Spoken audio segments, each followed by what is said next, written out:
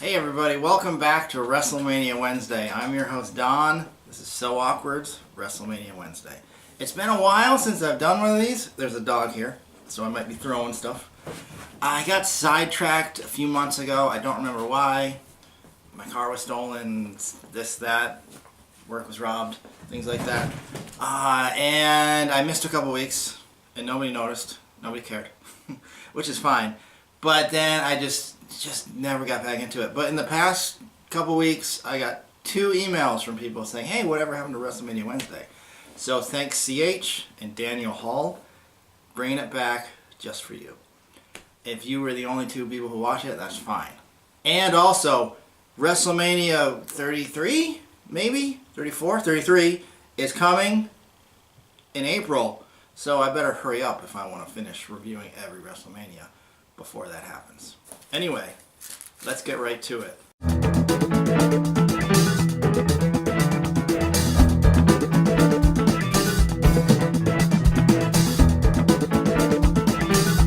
You're watching So Awkward. This is Freddy Krueger saying hi.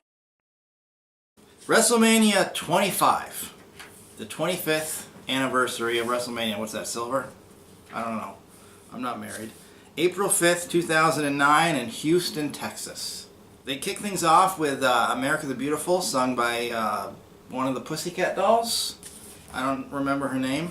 It's fitting that they sing America the Beautiful by a Pussycat Doll, because our current president is now a guy who likes to brag about grabbing women by their pussies. And that's the only political commentary I'll make. They kick things off with the Money in the Bank ladder match. We got CM Punk, Mark Henry, accompanied by Tony Atlas, MVP, Fit Finlay, Shelton Benjamin, Kofi Kingston making his WrestleMania debut, very cool, Christian, and Kane. You want to see the dog? Hey, this is Kofi.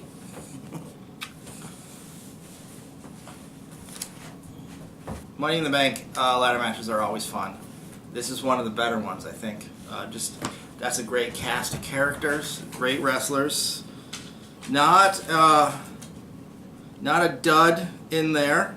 CM Punk wins. It becomes the first ever, and perhaps only ever, back-to-back Money in the Bank briefcase winner. Perhaps the only person who's won the Money in the Bank briefcase twice at all. I don't know. But he won it twice at WrestleMania back-to-back, and that's pretty great. And then things start to drag immediately because they bring out Kid Rock to do 4 songs. That's a long set. That's a long set, especially for the first half hour of the show. Like they have one match, and it was a great match, and then they bring out Kid Rock. 4 songs. That's like 20 minutes of Kid Rock. And I don't have a problem with Kid Rock. I actually like Kid Rock. He's fine. He fits WrestleMania. But shouldn't he have like 2 songs at the midway point? Maybe he had somewhere to go and he couldn't stay. I don't know. Weird choice. Dragged a little bit. Then we have the 25 Diva Battle Royal. Nothing against the Divas, but we're still many, many years from when the Divas are good. There are, there's a few here and there, Trish Stratus, Mickie James, who are really great, Lita, but for the most part, they're just TNA. It's just a reason to have women come out in bras and panties. And this one was especially stupid because the winner was a man. It was Santino Marella in drag, which is pretty funny, but also dumb, and made the whole thing kind of pointless. If you're going to have a Diva Battle Royal, let a Diva win. Don't just do the whole thing as a joke. That's how I feel about that. Next up is one of the weirder matches in WrestleMania history. It's Chris Jericho, one of the all-time greats. He's still wrestling. He's on the road to being the all-time great. But this time he was fighting some other all-time greats. Ricky the Dragon Steamboat, Jimmy Superfly Snuka, rest in peace, and Roddy Piper, also rest in peace. But Jimmy Snuka just died, like a couple weeks ago. Really cool to see Piper, Snuka, and Steamboat again. Steamboat held his own and looked pretty good and could still wrestle fairly well for an old man. The other two were just terrible. Snuka, let's not talk about Jimmy Snuka. Piper, as good as anybody, top 10 of all time. Over the hill, probably shouldn't have been wrestling. Just a weird match. I mean, they weren't terrible and they didn't embarrass themselves, but it was kind of sad. And then, so Jericho wins, and then at the end there's some weird deal because Mickey Rourke was in the crowd, and then he comes in and fights and maybe beats up Chris Jericho. I don't know how that played out on Raw the next day or whatever, but weird. This was the geriatric section of WrestleMania. I mean, Jimmy Snuka is wearing like this leopard print like onesie, and he just looks like Captain Caveman. Finally, an hour and 20 minutes in or whatever, we have a great singles match. It's the Hardy Boys. Brother versus brother. The Hardy Boy versus Hardy Boy. Jeff versus Matt. In an Extreme Rules match. And it's every bit as great as you would want it to be. These are two of my favorite wrestlers ever. Just two of the craziest wrestlers having a crazy match. Just beating each other up, doing extreme punishment to each other. This one was fun. This was worth the wait, worth the hour, and was worth sitting through Jimmy Snuka in a onesie, worth sitting through 4 songs by Kid Rock. I'm not saying this was the best match in WrestleMania history. It's not even going to be on my list. It's not that amazing. But finally, it was a great match at WrestleMania. I just love these two, and I love watching them abuse themselves. They're both still wrestling, if you can believe that. I don't know how they're both still alive after what they did in the ring, but they're still going, and God bless them. Matt Hardy wins. Not that it matters. This is one of those matches where the winner doesn't matter. It's a spectacle, and it's awesome. Great fun. Next up is kind of a weird match. It's the Intercontinental titles on the line. Champion JBL defending against Rey Mysterio. And this match is about 20 seconds long. JBL comes out, he does some thing, and Rey Mysterio hits him from behind and does the 619 and pins him, and it's over in about 30 seconds, 20, 30 seconds. And then JBL's so mad, he grabs the microphone and he tells everybody he quits. And he walks out. Which turns out this was JBL's last match. He actually retired. This was his retirement match. Weird. Weird decision. Why? Usually like a retirement match, first of all, usually they're advertised as a retirement match. And second of all, they're usually epic brawls. This was a joke class match. It was a squash. It was a 20-second squash by the shortest wrestler of all time against one of the tallest wrestlers of all time. Weird decision. I don't know the politics or booking behind it. Did JBL suggest it himself? Was it some kind of punishment on JBL? It worked out in the long run for JBL. He went on to have a grand, illustrious career as a broadcaster. He's still there. I think he's a great commentator. He has his detractors, but everybody in wrestling has their detractors. He's a great interviewer. Check out JBL's Legends, I think it's called, where he interviews wrestling legends, and he's a phenomenal interviewer. I think he's a great commentator. I thought he was an okay wrestler. I never loved him. I like him a lot as a commentator. But a weird match. At WrestleMania of all places. And what a waste for Rey Mysterio. He gets to beat up one of the most decorated fighters of all time in 20 seconds. But still, wouldn't he? Just weird. I don't know. I don't get this one. I don't know. Oh, and also Mysterio came out dressed like the Heath Ledger's Joker. That was strange. I didn't get that either. Just from start to finish, this match was just weird and lost on me. But at least it was short. And then we have the match of the night. Hell, it's the match of the quarter century of WrestleMania so far. Shawn Michaels versus The Undertaker. I don't really need to talk about this match. And anybody who ranks the greatest wrestling matches of all time will have this one on there, probably. It's just phenomenal. It's one of the greatest matches of all time, one of the most popular matches of all time, two of the greatest and most popular and gifted wrestling performers of all time. Koopy agrees with me. I love this one. Two of my all-time favorites. This is just an epic match. It opens with Shawn Michaels, all in white, and he descends from the heavens, and then Undertaker, dressed all in black and with smoke and fire and brimstone, comes out of the ground and walks to the ring. It's just kind of weird. I mean, I guess this was after Shawn Michaels was born again, so it's not just imagery. I think he might think that he's Jesus, but and like I said, not much to say about this one. It's just watch it. It's amazing. And speaking of Jimmy Snuka, I learned this on Wikipedia just now because I was looking up some stuff.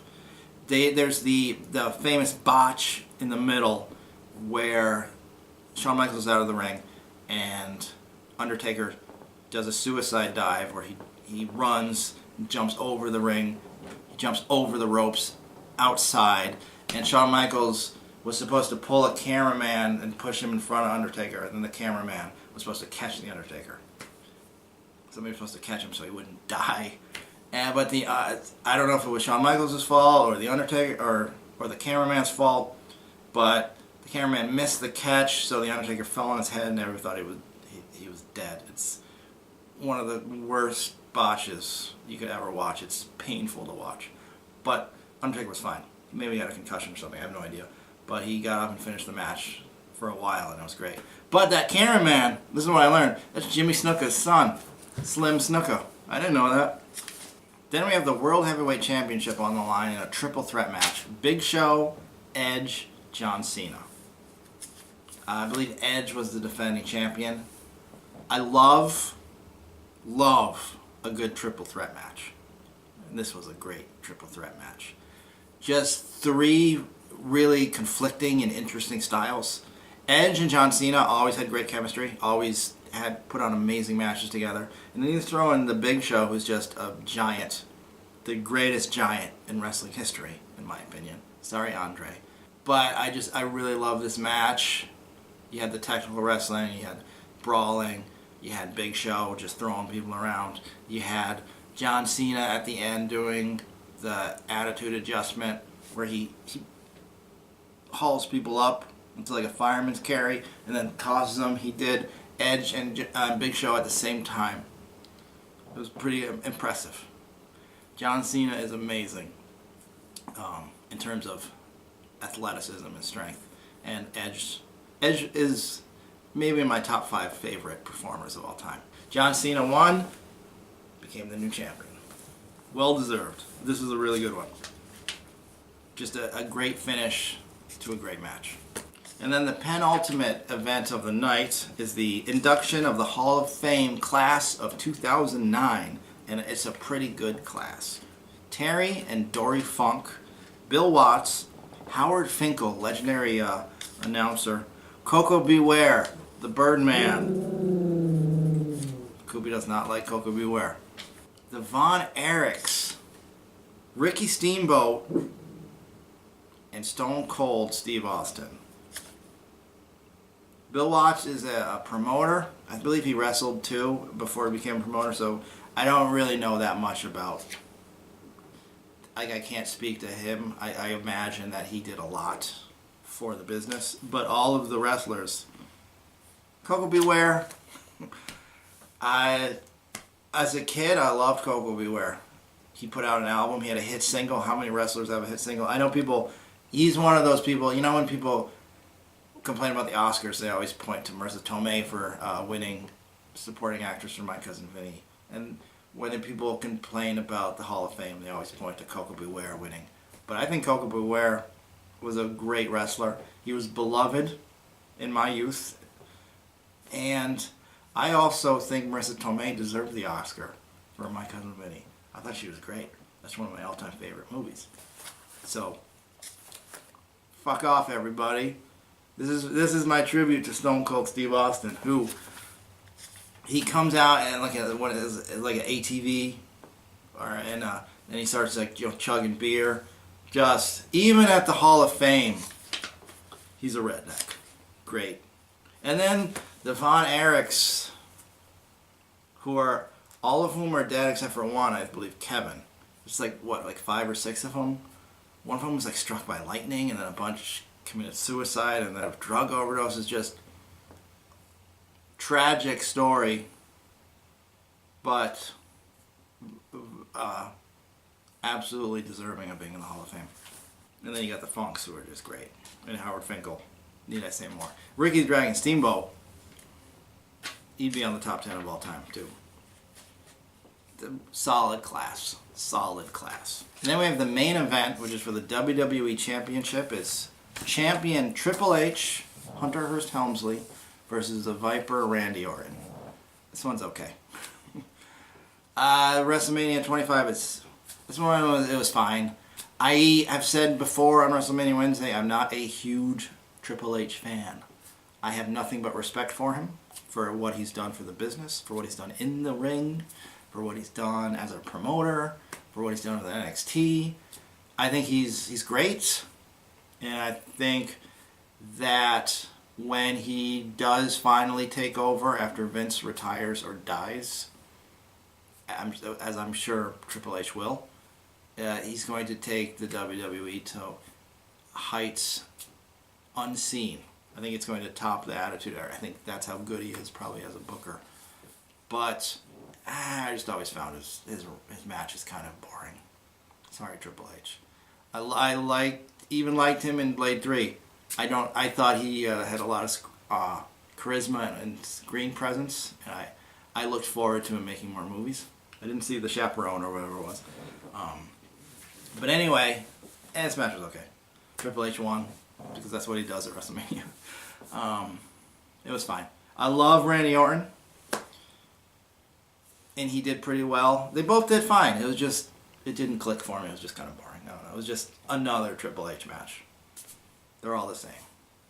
They're all fine. None of them are bad. They're just fine. He does the thing, and then he pulls out the sledgehammer, then this and that, and then he wins. Anyway, so WrestleMania 25 started strong with the Money in the Bank match, but then it got kind of weak in the middle, and then it picked up again with the Hardy Boys and the Triple Threat match. And of course, the match of the night, the match of WrestleMania. Shawn Michaels versus The Undertaker makes the whole thing worth watching. As WrestleManias go, I give this one a thumbs up, because the great matches were so great, I don't even remember the bad ones. Anyway, that's WrestleMania 25. Let me know what you think. Let me know what was your favorite match. Let me know if you're actually watching. If you're glad it's back. I gotta finish. I gotta finish. I don't want to disappoint Daniel Hall and CH. Even though CH he has said he doesn't like wrestling, but he does like to watch WrestleMania Wednesday. Well, that's about the nicest compliment anyone's ever given me. Maybe the only compliment anyone's ever given me. Anyway, thanks for watching, everybody, and I'll see you next Wednesday. I promise. And?